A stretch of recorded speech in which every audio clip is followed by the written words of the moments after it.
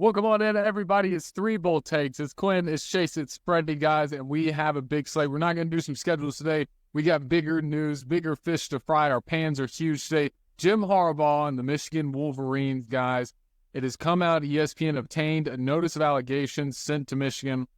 They're saying 5 coaches from Michigan committed level 1 violations, including Harbaugh. That's a big one there. Harbaugh's already come out and said that he had no participation, had no clue what was going on, but he's in there. Throwing Moore, the now head coach of the Wolverines football team, deleted 52 texts with Connor Stalions the day this report came out. Stalions was the perpetrator on the Central Michigan sideline against Michigan State that everybody saw in the glasses and hat. And then over a 3-year period, Michigan illegally scouted 58-plus games. Man, this is sad.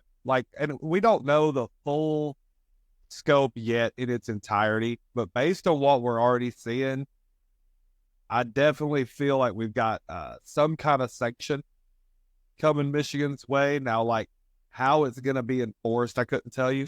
I'm pretty sure it's going to have to come more from a conference level than the NCAA. I don't think the NCAA can push anything on Michigan right now.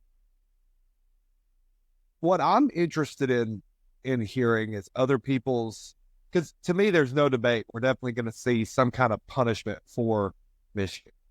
There's going to be an outcry from people. You can't cheat on this scale and not get punished, or at least not people not want to see it. I'm curious what everyone's read is on what the punishment should be. So I have a weird take on stuff like this. I don't like pulling past achievements. I know that's a common thing people go to. I'm a bigger fan of just punishing for future seasons as repercussion for what happened before. So for me, this is taking place over 3 years according to the article. I'm a big proponent of seeing 3 years of no bowl eligibility. Come on. I don't hate the 3 years. I think that's a good starting point. But I wanted to bring something up as well that Chase, you actually said in our group, and this is straight from the literature obtained, that the NCAA said, in quote, seriously undermined or threatened the integrity of the NCAA collegiate model. Apparently the last time that terminology was used in an NCAA sanctioned document was SMU, when they cut the entire football program and gave them the death penalty. Now, I don't see that happening. Obviously, Michigan is too big of a brand for that. It would have to be, 15 plus years of doing this probably before something like that would happen.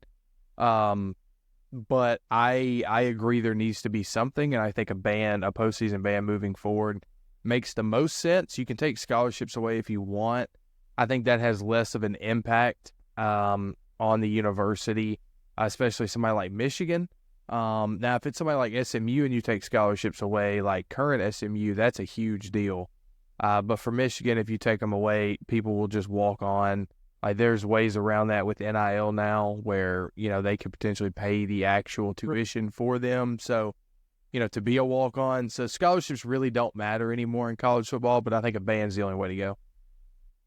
Yeah, I think I was serious about this whole situation, and then when I sent that tweet in there about the literature being used last time in the SMU document, that really kind of sent me. Now, and I kind of mentioned it to these guys, if you win 8-9 games, you win a conference championship, okay. But you just won the national championship. You just won 15 games, I believe. You just went 15-0. And then as soon as you finish that season, you left, knowing what you did was wrong. Is this comparable to the Pete Carroll situation at USC, Eddie Quinn, you think? Very much. I think it draws some similarities, but I don't think what Pete Carroll and USC had going on is anywhere near as bad as the allegations that are currently thrown at Harbaugh. Because what Pete Carroll's thing was more like getting in touch with agents and stuff of that nature before they were getting into the pros. This is next level cheating scandal, arguably bigger than even the Astros scandal that they had a couple years ago in MLB. And that's what I'm saying here. 58 games. I think I saw it somewhere. I don't know the exact numbers, and if you do, please let them know. have a debate in the comments for me, but Harbaugh, the years when he started up to 2020, he had a 68% win percentage. The 3 years after, when all this was going on, the illegal scouting, all of it, he went up to a 91, almost a 92% win percentage in the 3 years after that. So you're telling me all of a sudden that Jim Harbaugh became an elite top 2 head coach in college football overnight for 3 straight years, beating your biggest rival every single year? It's kind of he did it. He did it. It's simple as that. Well, keep in mind too.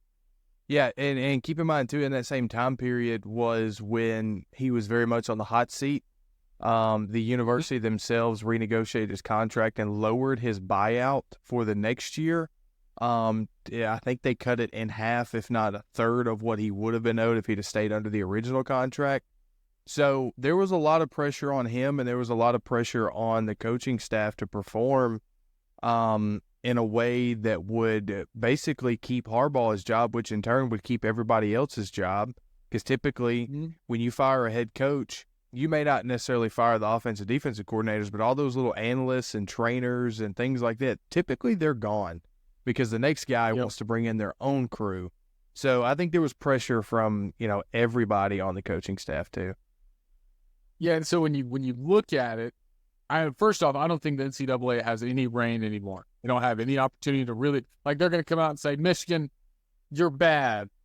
You're wrong. Sorry, I can't do anything else. And that's the big thing. So what Quinn said was the conference has to do something. They have to do something. And honestly, I don't even know if the conference can give them a bowl ban. I don't really know. They can give a postseason ban. They're the only entity that can give a postseason ban other than the College Football Playoff Committee themselves. They came out and said, you remember last year, that they were not going to ban Michigan from competing, even though that's in their scope. They could have. So it's either going to have to come from the Big Ten or the College Football Playoff Committee themselves.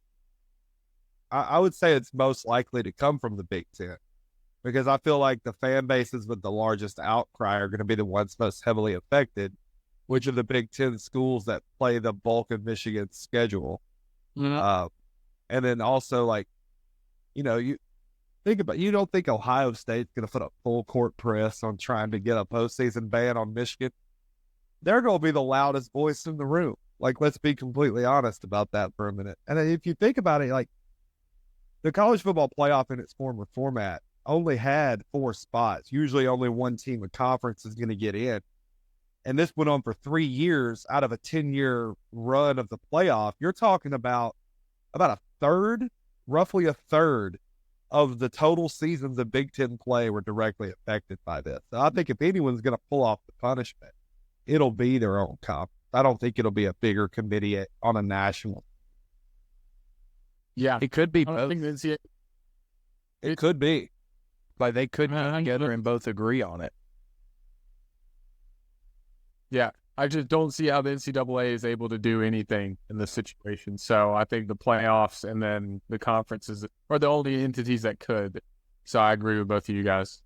Any lasting thoughts on Harbaugh and Michigan before we close it out, gentlemen? He's a cheater. We talked about this about 5 months ago. We called him a cheater. We got flamed for it, said he didn't know about it, he wasn't a part of it, but seems like that might not be the case anymore. So all the people, not only for us, but all the people that defended Michigan, defended Connor Stallions beforehand without having any facts, they kind of look dumb right now. Right.